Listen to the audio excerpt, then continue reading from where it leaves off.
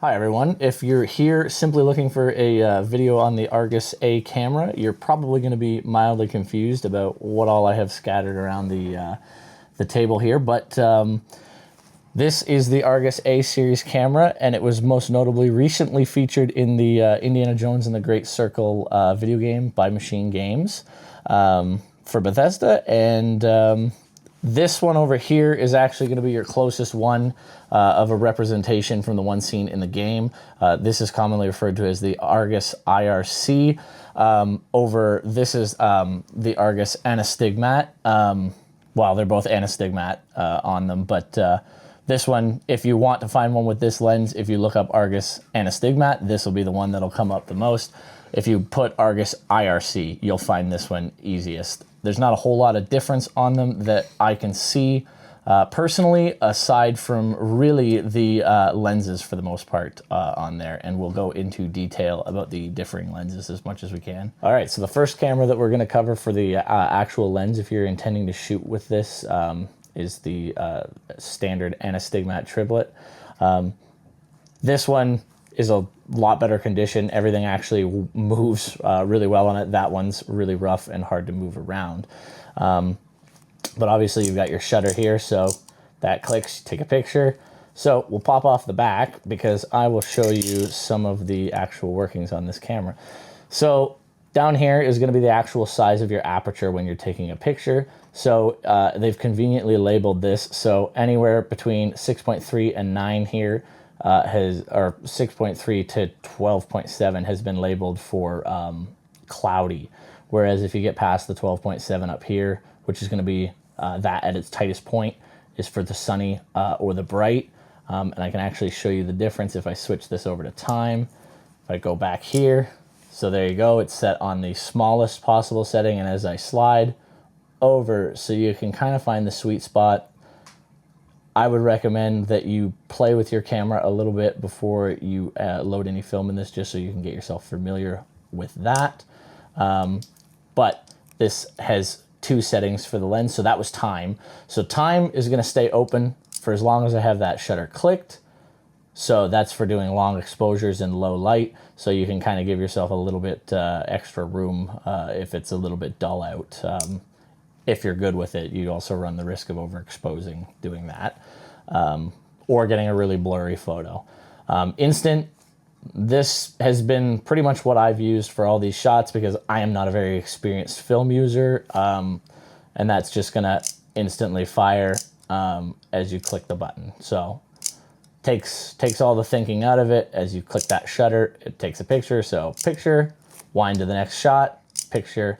One of the only downsides I will say with the shutter on these is that they are completely exposed. So if you put this in a bag, so I always make it a good habit of, after I take the picture, make sure you roll to your next shot before you put this in your bag or something, because you do run the risk of this hitting something, firing, and exposing, and you will ruin that shot that you had on your camera potentially. And that will basically cover what we're going to talk about for the actual lens and shooting with this camera. All right, so we're going to move on to the Argus IRC's lens here. This one's a little bit more interesting. And it's a little bit more annoying because this camera that I have, you'll see there's a crack that goes through the body. Like this could in no way shoot film, so it's a little bit more annoying. There's oxidization on a lot of points on this this brass on the front of the camera. It's kind of neat though, because if you look in the back here, you'll notice there's a spring here.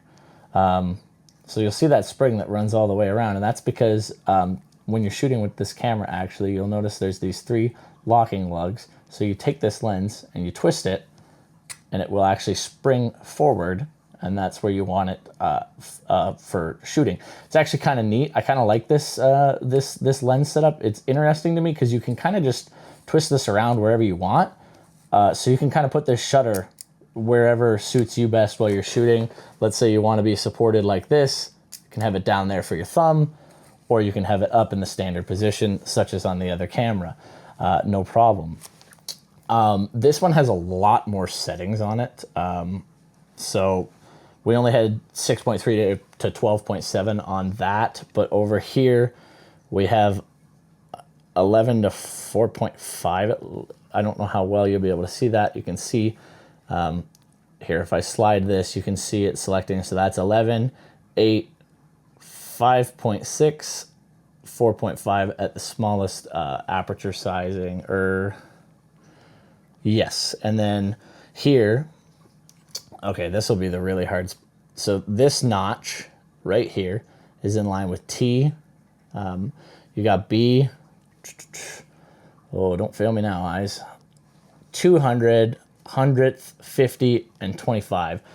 So that'll be hundredths of a second, I believe. So that should be how fast that shutter is actually going to fire.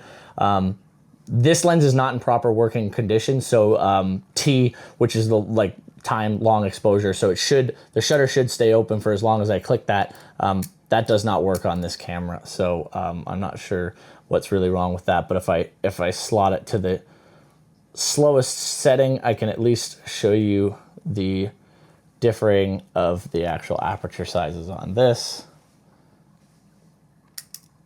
Ooh, very slow.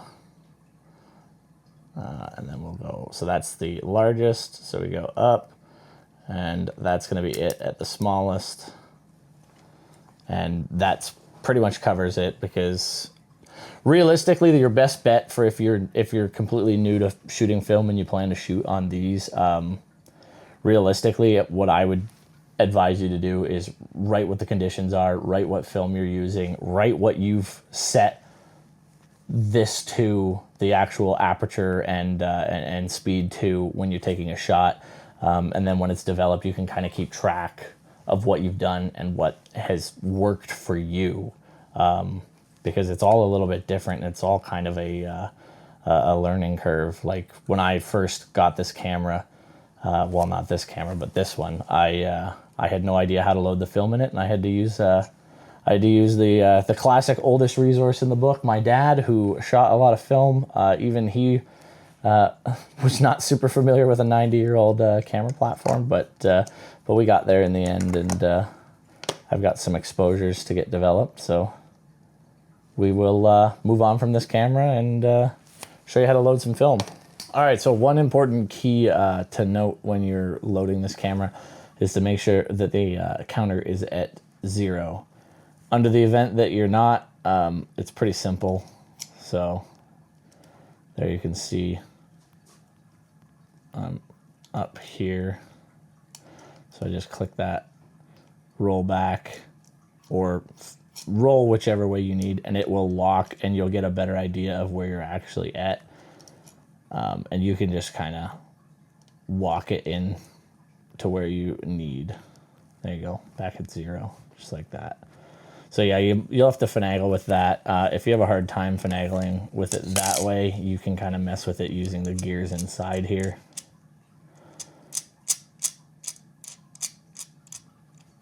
There we go. So it's set to 0. So first thing you're gonna wanna do, pop this knob down. You can either pull on that or pop it like that. So that will drop that out of the way. So you got your roll of 35mm film. So you want to keep track how many exposures you have, because this is a 36 shot counter. So 30, 1, 2, 3, 4, 5, 6. So if you shoot 36 shots, this will round right back to 6 when you're done and ready to unload it. If you have 24, you've got to keep track of this of this counter and make sure that you actually know what exposure you're on and how many you have left before you overroll it and potentially wreck yourself. So slot that guy into there. You kind of have to finagle with this because there's only, well, actually I'll show you, because if you're completely new to film, you can see there's a slot in there. You can see on the bottom of the roll, there's a corresponding slot. So that's, if you were to reach up in there and wind that, you can wind this film the rest of the way in or wind it the rest of the way out. This is an internally held roll. So, oh, come on, cooperate with me here.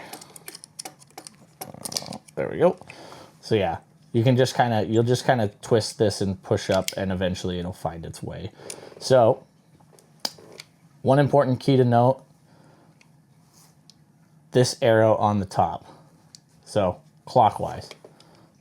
So clockwise. So you're going to take this and stretch it out over to here. I want to make sure those teeth slot in there. Take this and slot it into there. You might have to actually pull a little bit of extra. So once you've got this slotted, you can twist this and snug it up so that so what it's actually grabbing there, you can see if you look down in through the bottom there, you'll see that it's grabbed because it's hooked through there. So now this is taut like this, okay? So this is loaded, this is good to go. You can put the back on here.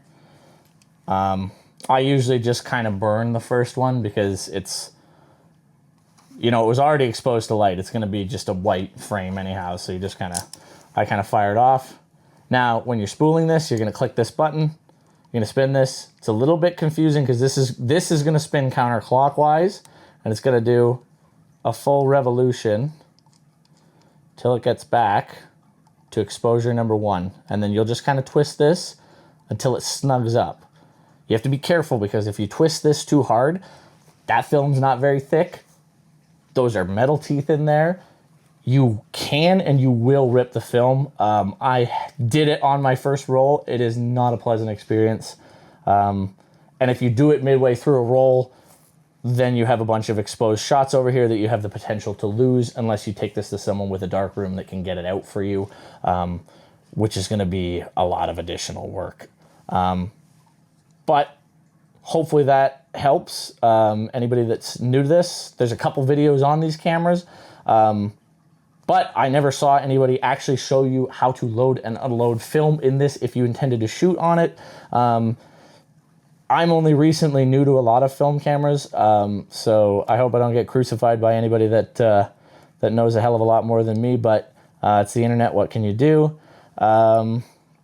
Yeah, I hope that just about covers it, and good luck shooting some rolls on your Argus A series.